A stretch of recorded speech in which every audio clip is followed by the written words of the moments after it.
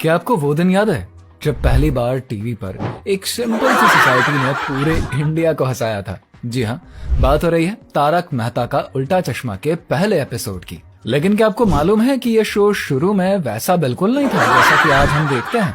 चलिए आज हम उस पहले एपिसोड की पूरी कहानी और उससे जुड़ी हुई रेयर बिहाइंड द सीन्स की बातें करते हैं, जो कि असली फैंस को जरूर पता होनी चाहिए। शो का पहला एपिसोड 28 जुलाई 2008 को आया था और दिलचस्प बात तो यह है कि शुरुआत में से सिर्फ 6 महीने के लिए बनाया गया था। सोनी सबको लगा कि ये तो एक छोटा सा शो रहेगा, लेकिन इसे इतनी जबरदस्त रिस्पांस मिली ना कि प्रोड्यूसर्स ने तुरंत ये एपिसोड्स बढ़ाने का फैसला ले लिया। पहले ही एपिसोड में शो का इरादा साफ दिख गया था कि ये शो कॉमेडी के साथ साथ समाज की छोटी छोटी समस्याओं पर भी रोशनी डालेगा।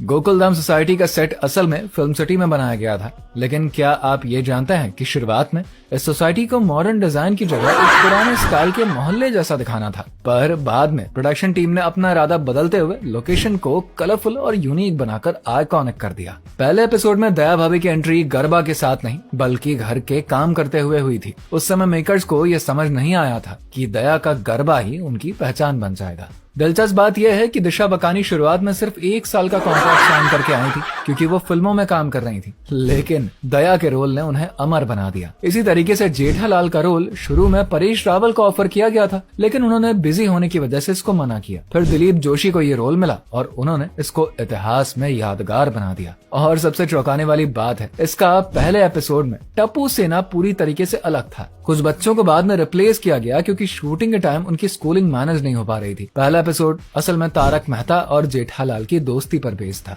और अय्यर व बबीता का रोल बहुत ही छोटा रखा गया था। मजेदार बात तो यह है कि मेकर्स को शुरुआत में लग रहा था कि बबीता का किरदार लोगों को पसंद नहीं आएगा क्योंकि इंडियन ऑडियंस इतने मॉडर्न लुक को एक्सेप्ट नहीं करेगी, पर आज बबीता जी सबसे फेमस कैरेक्टर्स में से एक है। इस शो की शूटिंग के दौरान एक बड़ी दिक्कत ये थी कि गर्मियों में इसके सेट पर एसी नहीं होता था और एक ही सीन के बाद सभी कलाकार पसीने से तर हो जाते थे। फिर भी कलाकार सीन्स में ये जाहिर नहीं होने देते थे। इसका पहला एपिसोड 4 दिन में शूट हुआ, जबकि आज एक एपिसोड दिन में निपटा लिया जाता है। इतना ही नहीं, शुरुआती एपिसोड्स में शो की टीआरपी बहुत ही साधारण थी, लेकिन जैसे ही गलती पे तो इंसान भी माफ करता है जैसे डायलॉग्स दर्शकों के दिलों में उतरने लगे, टीआरपी आसमान छूने लगी। इसका एक और रेयर फैक्ट ये है कि इसके पहले एपिसोड में जेठालाल और बबीता की पहली बातचीत बेहद ही सिंपल थी, लेकिन बाद में मेकर्स ने दोनों के बीच की केमिस्ट्री को शो की सबसे बड़ी बुनियाद बना दी। इसी तरीके से नट्टू काका और बागा शुरुआत में सिर्फ साइड कैरेक्टर थे, लेकिन उनकी कॉमिक टाइमिंग इतनी दमदार थी कि उन्हें परमानेंट बना दिया गया।